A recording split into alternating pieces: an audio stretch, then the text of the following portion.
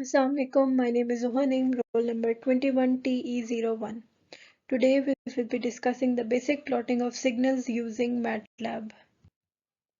In the task 1 we have, in the context of digital signal processing, the term digital refers to the representation of signals and the processing of information in a discrete form, typically as the sequences of numbers. The essence of digital in DSP involves the conversion of continuous time signals into discrete time signals through a process called sampling, and then they are quantized to be converted into digital signals. The key aspects of digital signals are discretization, quantization, representation, processing techniques, flexibility, precision, noise immunity, storage, and transmission. In the task 2, we have explain how does the choice between linear search and binary search in DSP application illustrates the relationship between digital data and sorting, and what are the implications for the data processing efficiency. Linear search, sequential scanning of data, suitable for unsorted data, less efficient for large data sets. Binary search, efficient for sorted data, involves dividing the search space, more efficient for large data sets due to logarithmic time complexity. Relationship between digital data and sorting. Digital data. The choice between linear and binary search is closely tied to the nature of digital data. Sorting.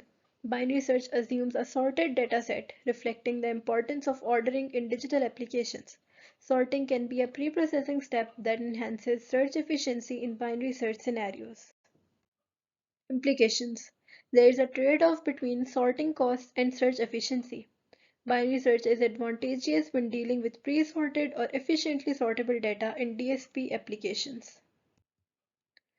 Task 3 explains the strategies and techniques that can be employed to enhance data transmission efficiency. Some of these techniques are compression, error handling, multiplexing, multiple input and multiple output systems, quality of service management, signal processing. In the task 2, we are plotting a sinusoid in MATLAB.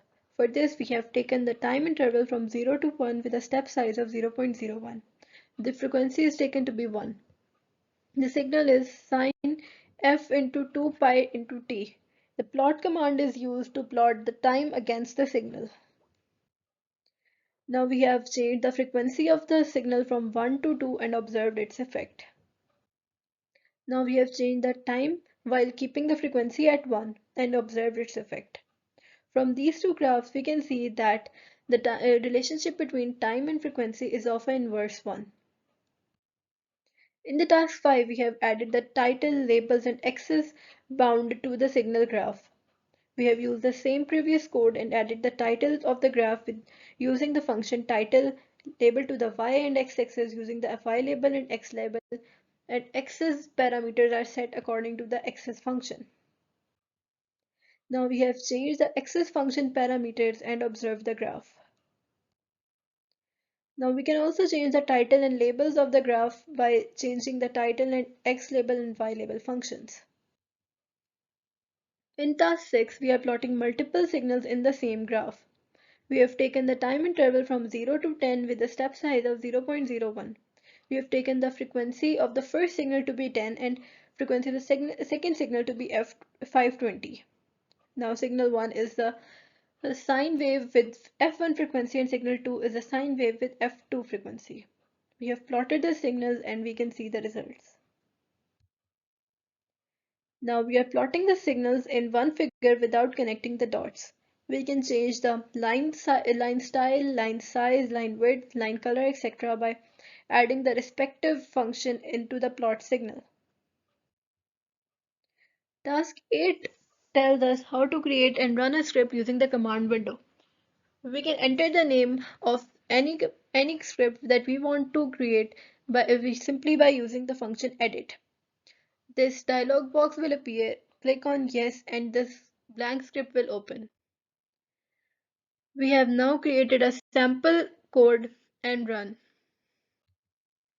In task 9, we are learning how to create functions. We can add comments to our code to help us remember the code when we visit it after some times. The comments in MATLAB can be added by using the percentage sign. This is a sample function that we have created.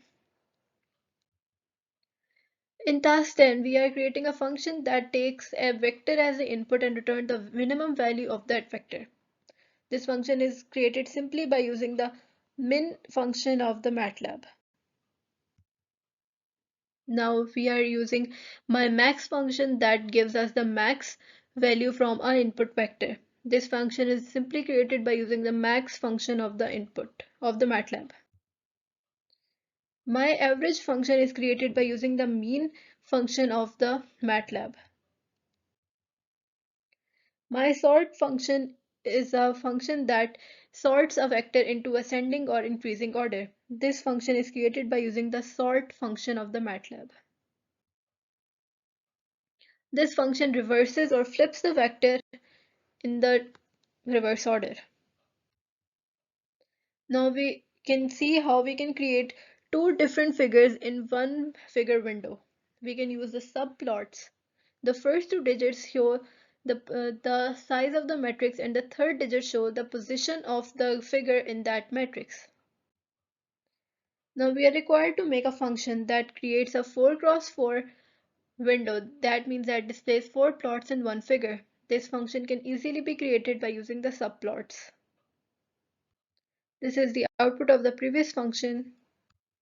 Thank you.